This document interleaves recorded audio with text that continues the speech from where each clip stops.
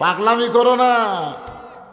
আজকে ফখরুল আলমগীর বলছে আল্লাহর কোরআনে নাকি রাজনীতি নাই, রাজনীতির সাথে নাকি ইসলামের সম্পর্ক নাই। শালা মুরতাদ, মুনাফিক, কাফের। সূরা মুলক পড়েন তো আপনারা, সূরা মুলক পড়েন। ইউনূস বসার পর থেকেই আমাদের কোরআনের মাহফিলের ব্যাপারে আর কোনো সমস্যা নেই। দুই এক জায়গায় বিএনপিরা একটু সমস্যা করতেছে, আর যদি এরকম সামনে সমস্যা করে একদিন দেখবেন ওরাও নাই। হাসিনা তাও হেলিকপ্টারে পলাছে, এদের পলানোর মতন কোনো দেশই নাই। কোন কথা ঠিক কিনা? সংবিধানের মধ্যে ভুল আছে, সন্দেহ আছে, গোজামিল আছে। যে আইনটা বাংলাদেশ চলতেছে সেই আইনের মধ্যে ভুল আছে, সন্দেহ আছে, গোজামিল আছে। কিন্তু যেই কোরআনের আমরা আলোচনা শুনবো, এই কোরআনের সন্দেহ নাই, ভুল নাই, গোজামিল নাই। তাহলে স্বাধীনতার পর থেকে আজ পর্যন্ত আমরা সন্দেহ, গোজামিল, ভুলের মধ্যে আছি। জোরে কোন কথা ঠিক কিনা? এই সন্দেহ, গোজামিল, ভুল থেকে যদি বের হবার চাই, আল্লাহর কোরআন ছাড়া কোনো উপায়। সামনে কিন্তু একটা সুযোগ আছে। কি মনে করতেছেন? আমরা গোটা বাংলাদেশ ঘুরে ঘুরে দেখতেছি, আমাদের একটা দেখেই মনে হচ্ছে যে আগামীর বাংলাদেশ আল্লাহর কোরআনের বাংলাদেশ। কি মনে করতেছেন? ভাগ্যগুণে আমরা একটা ইউনুস বসাছি, ইউনুস। তাবারাকাল্লাযী বিয়াদিহিল মুলক ওয়া হুয়া আলা কুল্লি শাইইন কাদির।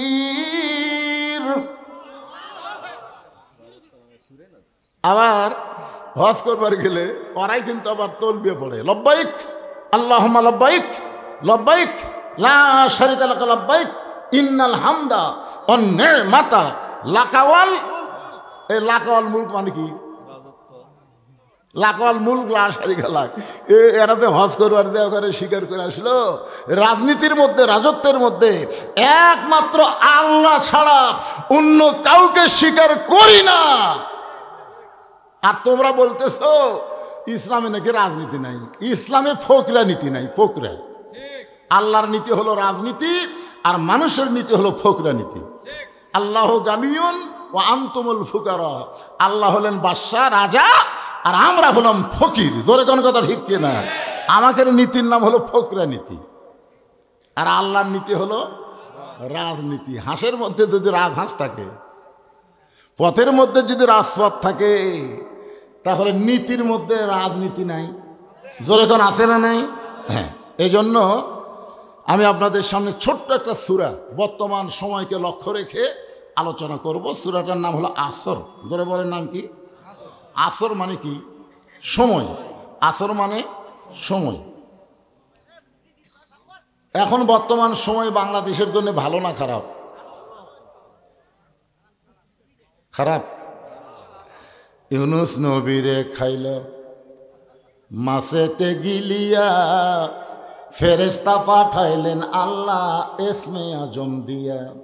দমে দমে সে হরদম পড়ে সে ইসমে আজম, মাছেরই উদর হইতে বাঁচাইলা প্রাণ। সবাই বলেন আল্লাহু আল্লাহু, তুমি জাল্লে জালালুহু, শেষ করা তো যায় না গে তোমার গুণগান। আলহামদুলিল্লাহ। আল্লাহ সময়ের শপথ করতেছেন। সময় অত্যন্ত গুরুত্বপূর্ণ একটা বিষয়। আব্দুল আলিম বহু বছর আগে একটা গান গাইছে সময় নিয়া। মিশে মায়াই বন্দি থাইকা করলাম কত খেলা,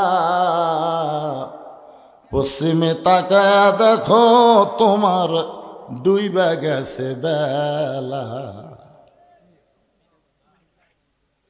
এক পলকের নাই ভরসা, এক পলকের নাই ভরসা, মিশে সকল আশা। কখন বুঝি দারুণ ঝড়ে ভাঙবে তোমার বাসা। এই বাসা মানে ঘর বাড়ি না, আমেরিকা কিন্তু আগুন দিয়ে জ্বলে ছাই হয়ে যাচ্ছে। হ্যাঁ, আমেরিকা ইসরায়েলকে সহযোগিতা করবি, ফিলিস্তিনের মুসলমান বাচ্চাদের গায়ে তোরা আগুন ধরাবি। এখন মুসলমান মৌলবি করছে আজান দে, আজান দে। কে রে, তোর কি ঈশ্বরের খবর কি? গতকাল দেখলাম কতগুলো ভাড়াটিয়া মুসলমানকে বলতেছে আজান দাও ভাই, তা আগুন নিবারের মধ্যে। আমেরিকা, পাওয়ার তোদের হাতে নাই, পাওয়ার হলো আমার আল্লাহর হাতে। জোরে কোন কথা ঠিক? মনোযোগ দিয়ে শোনেন, সূরা আসর আল্লাহ বলতেছেন ইন্না মানে নিশ্চয়, ইনসান মানে মানুষ, লাফি মানে ভিতরে, খুসরুন মানে ক্ষতি। ইন্নাল ইনসান লাফি খুসর, নিশ্চয়ই মানুষগুলো ক্ষতির ভিতরে। যখন বিএনপি হইচই করলো, জামাত ইসলামও বহু হইচই করলো, কিন্তু কাম হয়নি। ছাত্র জনতা গোপনে কাম করলো। 6 তারিখে যাওয়ার কথা, 5 তারিখে কাম সারছে। তোর কোন কথা ঠিক তাই না? হইচই করে কাম হবে? কথা হচ্ছিল 6 তারিখ ঢাকায় অ্যাটাক, 6 তারিখ হবি না, গোপনে 5 তারিখ মারা লাগবে। তোরে কোন কথা ঠিক কিনা? হইচই করে কোনো সমাধান হবি না। ইন্না মানে নিশ্চয়, শাব্দিক অর্থ শোনেন। ইনসান মানে মানুষ, জোরে কান ইনসান মানে, লাফি মানে ভিতরে, খুসরুন মানে ক্ষতি। নিশ্চয়ই মানুষগুলো ক্ষতির ভিতরে। সবাই আমার সঙ্গে বলেন, আদর করে মানুষ আল্লাহ বানায়া কেমনে দিবেন ক্ষতির মধ্যে ফেলিয়া। এই মানুষ সম্পর্কে আল্লাহ কোরআন শরীফে বলতে গিয়া 4টা শপথ করছে। জোরে বলেন কয়টা? ওয়াত্তিন, ওয়াজ্জাইতুন, ওয়াতুর সিনিন, ওয়াহাযাল বালাদিল আমিন। তারপরে আল্লাহ বললেন লাকাদ খালাকনাল ইনসানা ফি আহসানি তাকবীর। মানুষকে আল্লাহ তাআলা সর্ব উত্তম আকৃতি দিয়া সৃষ্টি করছে, আর সেই মানুষ ক্ষতির মধ্যে পড়ুক, এটা আল্লাহ চায়? এখন ছেলে নতুন ব্যবসা শুরু করছে, বাবা বলতেছে যতই ব্যবসা কর তোর লাভ হবি না। আরে ছেলে বলতেছে বাবা যত মানুষ আমার দোকানে আসে সবাই বলে লাভ হবি, আর আপনি কোন লাভ হবি না? বাপ বলতেছে ওরা তোদের ভালোবাসে, তোকে ভালোবাসে। যারা তোকে ভালোবাসে না তারা তোর ক্ষতি বোঝে না, কিন্তু আমি তোর ভালোবাসি বাজান। এই জন্য লাভের চাইতে ক্ষতি বেশি দেখতেছি। বর্তমান বাংলাদেশে খালি বাকি খাবি আর সুন্দর সুন্দর গল্প শোনাবি, পরে দেখবি তোর তবিলি নেই। আল্লাহ বান্দাকে এত ভালোবাসে, মানুষকে এত ভালোবাসে, যার কারণে ক্ষতির কথা বলে আমাদেরকে সতর্ক করে দিচ্ছে। জোরে কোন কথা ঠিক কিনা? হ্যাঁ, আল্লাহ বললেন ইল্লাল্লাযীনা আমানু ওয়া আমিলুস সলিহাতি ওয়া তাওয়াসাউ বিল হক ওয়া তাওয়াসাউ বিস সবর। এখানে 4টা বিষয়। জোরে কোন কয় বিষয়? 1 নম্বর বিষয় হলো ঈমান। আমাদের বাংলাদেশে মুসলমান আছে কিন্তু ঈমান নেই। 2 জন সকালে গল্প করতেছে, তুই কয়টা মারছু সকালে? ভোট কখন হয়? দিনে না রাতে? আর সকালে গল্প করতেছে তুই কয়টা মারছু? কই ভাই খুবই সতর্ক করে দরজা জানলা বন্ধ করা, বাতি নাই, মোবাইলের লাইট দিয়ে মারছি ভাই, মার্কা দেখে মারা লাগবি, এজন্য 100টা মারছি। বলে কেউ দেখেনি। পাগলা, দেখবি কে রে, দরজা জানলা বন্ধ। আপনার বলেন তো, যে বলতেছে দেখবি কে রে, দরজা জানলা বন্ধ, আর ঈমান আছে? দেখার কে আছে? আর 2 কান্দের 2 ফেরেশতা বলতেছে আল্লাহ ই যে একলা এক বাপের জন্ম হয়ে 100টা সিল মারল, আর রেজাল্ট কি? আল্লাহ বলতেছে ডান কান্দের ফেরেশতা তুই কলম বন্ধ কর, আর বাম কান্দের ফেরেশতা লেখ 100 বাপের জন্মা। 100 বাপের জন্মা ই হলো জাউরা সন্তান। কথা কন না কেন? কি সন্তান? একমাত্র বিজন্মা ছাড়া ভালো মানুষের সন্তান একলা 100টা ভোট দিবার পারে না। জোরে কোন কথা ঠিক করে কথা বলেন। কি বুঝতেছেন? তোমার 2 কান্দে 2 মোহরি, লিখিতেছেন ডায়েরি, দলিল দেখে রায় দিবে, টাকা পয়সার নাই কারবার। কিরামান কাতিবিনা ইয়ালামুনা মা তাফআলুন।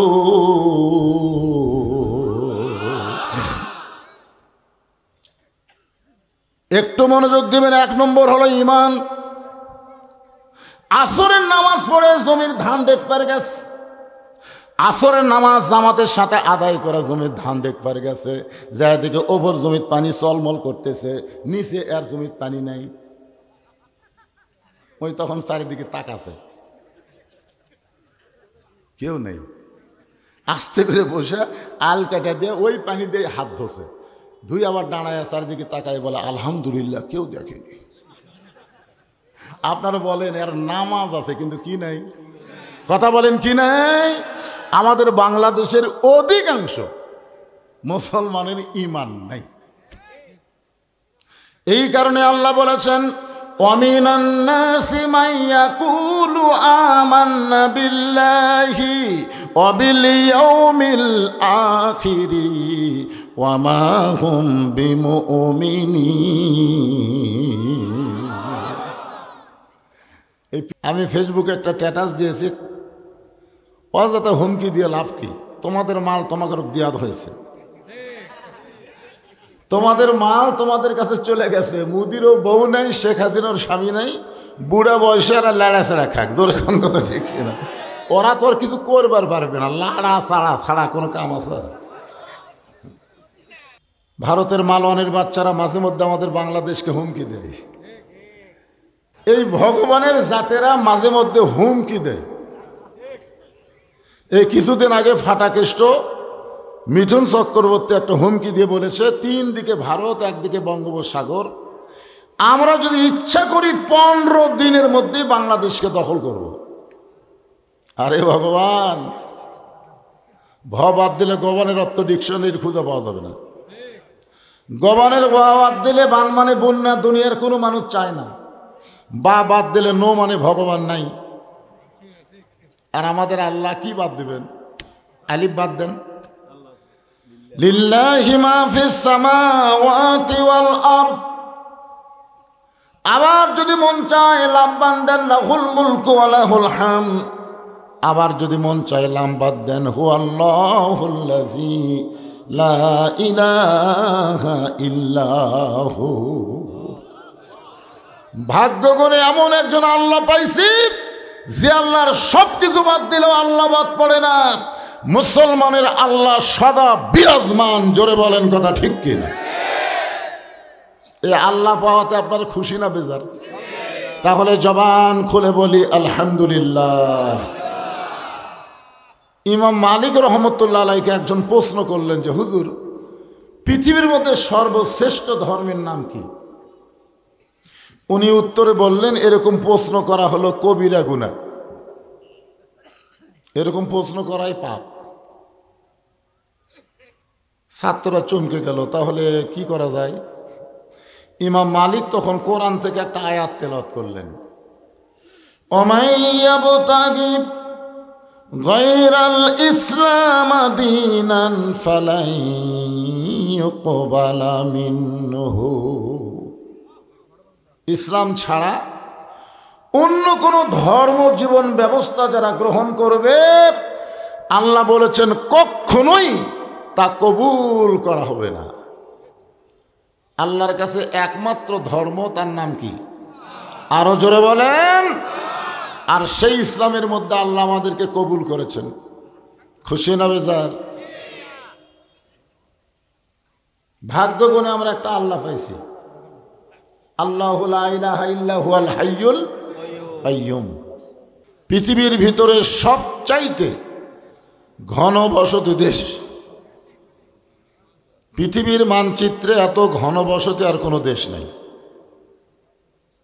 অথচ 12 লক্ষ রোহিঙ্গা মুসলমানকে আমরাই জায়গা দিছি। এখান থেকে প্রমাণ হলো জায়গা দেওয়ার অভ্যাস আমাদের আছে না নাই? জোরে বলেন।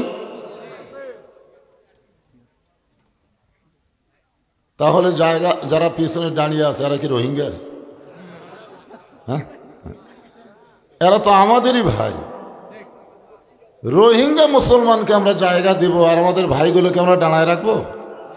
এই জন্য যার সামনে একটু ফাঁকা আছে, বাহিরে আমি যত লোক দেখলাম সব লোক যদি রাগ করে চলে আসে বসার কিন্তু আর জায়গা হবে না। এই জন্য একটু একটু জমে জমে বসেন আর জিকির করেন লা ইলাহা ইল্লাল্লাহ।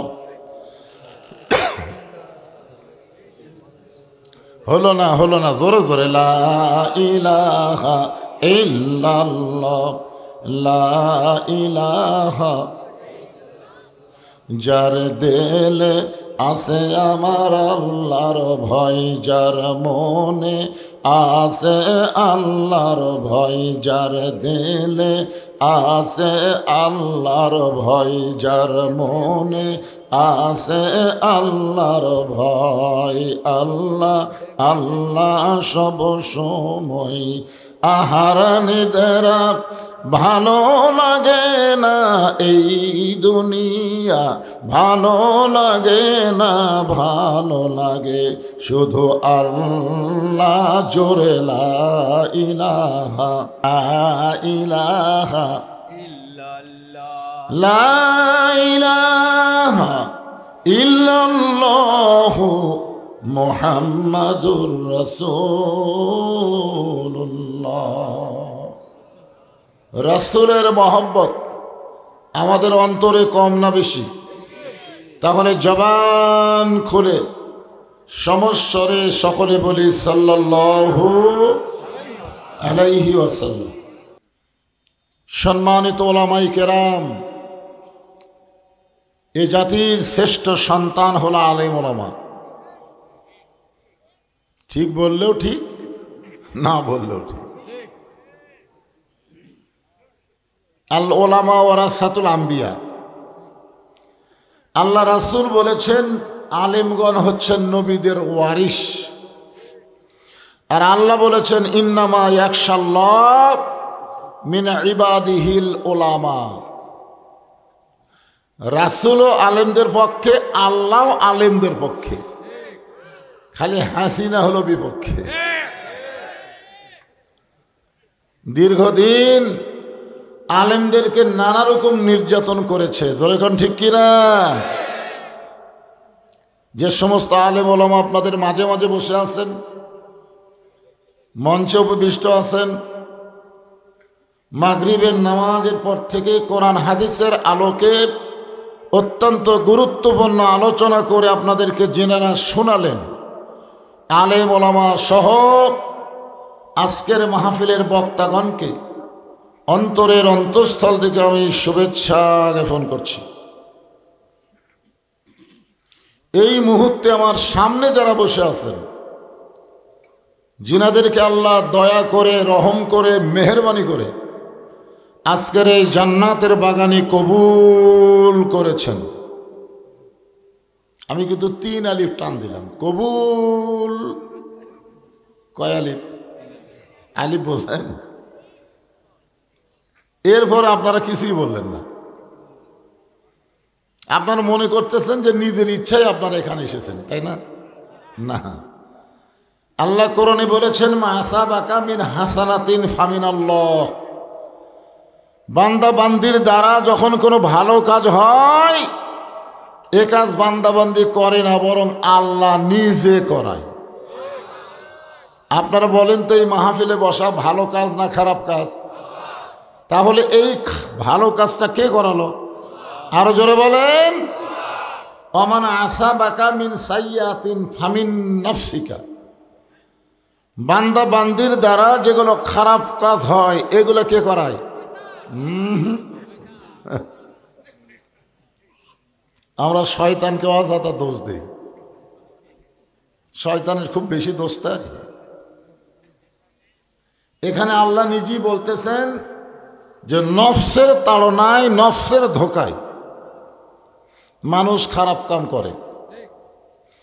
আজকে যারা কোরআনের মাহফিলে বসেছেন, আল্লাহ আপনাদেরকে বসার তৌফিক দিয়েছেন, আর যারা বাহিরে ঘুরতেছেন এদের নফস এদেরকে জান্নাতের বাগানে আসার মতন তৌফিক দিচ্ছেন না।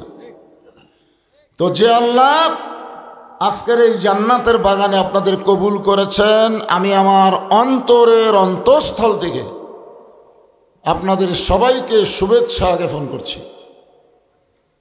সম্মানিত মা বোনেরা, পর্দার অন্তরালে বসে বসে যারা আলোচনা শুনতেছেন তাদেরকেও শ্রদ্ধা জ্ঞাপন করে বহু বছর পরে আপনাদের এলাকায় এসে আমি জানতে চাচ্ছি আপনারা সকলে কেমন আছেন। আলহামদুলিল্লাহ রব্বিল আলামিন। জি আলহামদুলিল্লাহ। জি আল্লাহ শারীরিক সুস্থতা দান করে মানসিক প্রশান্তি লাভের জন্য আজকের জান্নাতের বাগানে কবুল করলেন। আমরা খুশি না বেজার? তাহলে জবান খুলে সমস্বরে সকলে বলবো রব্বানা লাকাল হামদ হামদান কাসীরান তাইয়িবান মুবারাকান ফীহি। এই যে চারটা ছেলে চলে গেল আপনাদের কাছ থেকে, আপনাদের দায়িত্ব কি? এই বয়সে যদি ওরা ওরকম ঘোরে, বড় হলে ওরা কি হবে? এই জন্যই তো রাসূল বলেছেন 6 বছর বয়স থেকে তালিম দাও আর 10 বছর বয়স থেকে জোর করে ধরাও। কি ধরাও? তো ওদের তালিম দেওয়ার বয়স। এই বয়সে এত রাত্রে ওরা যদি বাহিরে ঘোরাঘুরি করে, ভবিষ্যৎ অন্ধকার। ঠিক কিনা বলেন?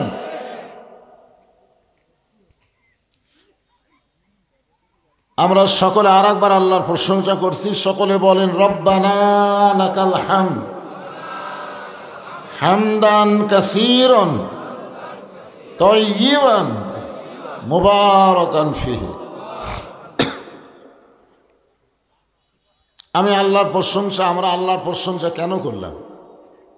এমনি এমনি আল্লাহর প্রশংসা করে কোনো সময় শেষ করা যাবে?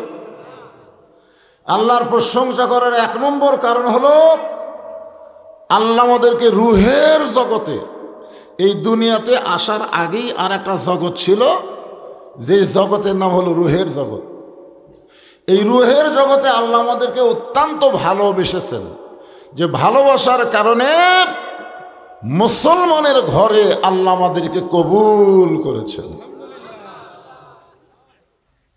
আছেন আমার মুক্তার, আছেন আমার ব্যারিস্টার, শেষ বিচারের হাইকোর্টেতে তিনি আমায় করবেন পার।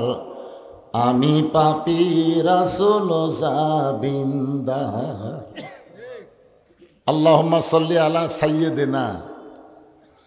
ভাগ্য গুণে আমরা এমন একজন নবী নেতা পাইছি, আল্লাহ যখন হাকিম হয়ে আমাদেরকে আসামি বানায় বিচার শুরু করবেন, ওই সময় আমাদের নবী উকিল হয়ে, ব্যারিস্টার হয়ে আমাদের ব্যাপারে আল্লাহর কাছে ওকালতি করে আমাদেরকে জামিন করে জান্নাতে পৌঁছায় দিবে।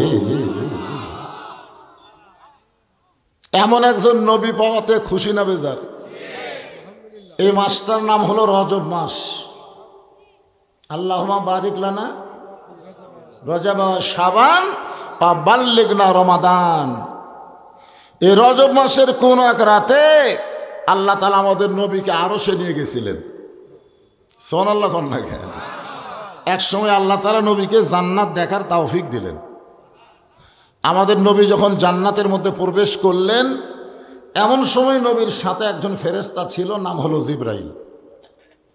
বলে, ইয়া রাসূলুল্লাহ, আপনি যদি জান্নাত থেকে বের না হন, আল্লাহ আপনাকে জান্নাত থেকে বাইর করে দিবে না।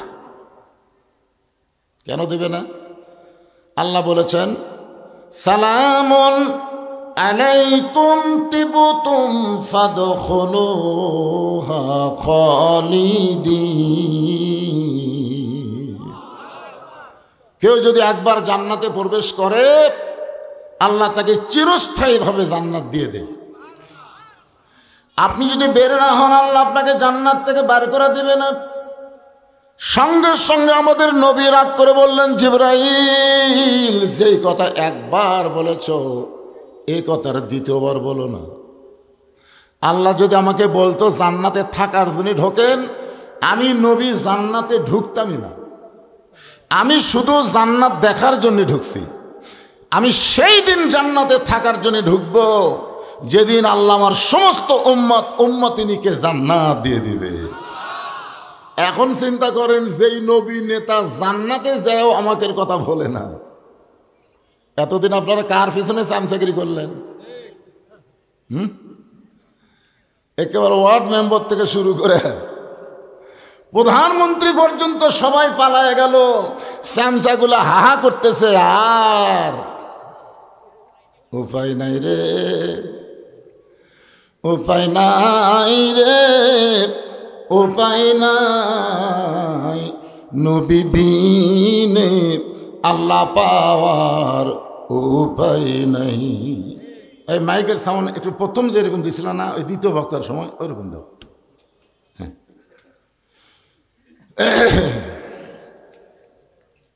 আমরা এমন একজন নবীকে নেতা হিসাবে পাইছি, খুশি না বেজার? তাহলে জবান খুলে আর একবার বলি আলহামদুলিল্লাহ। আল্লাহর প্রশংসা করার কারণ হলো, আপনারা যে কোরআন থেকে তাফসির শুনবেন, এই কোরআনের মধ্যে কোনো ভুল, সবাই বলা লাগবে, এই কোরআনে কোনো সন্দেহ, এই কোরআনে কোনো ধোঁকা। কয়বার কইছেন ইকো দেও করে ভাই, ইকো বাদ দেয়া সাউন্ড দাও। আপনারা 3 বার কিন্তু নাই করলেন। সন্দেহ নাই, ধোঁকা নাই, গোজামিল নাই। আচ্ছা, যে আইন দিয়ে বর্তমান বাংলাদেশ চলতেছে, এই আইনের মধ্যে সন্দেহ, ধোঁকা, গোজামিল। আচ্ছা, যে সংবিধান দিয়ে আমাদের বাংলাদেশ চলতেছে, এই সংবিধানের মধ্যে সন্দেহ, ধোঁকা, গোজামিল। তাহলে আপনারা 3 বার বললেন আছে আছে আছে, আর প্রথমটার ব্যাপারে 3 বারই বললেন নাই নাই নাই। এখন বলেন তো, আমাদেরকে মুসলমান হয়ে মরবার গেলে কোনটা ধরা লাগবে? পরের 2টা না আগেরটা?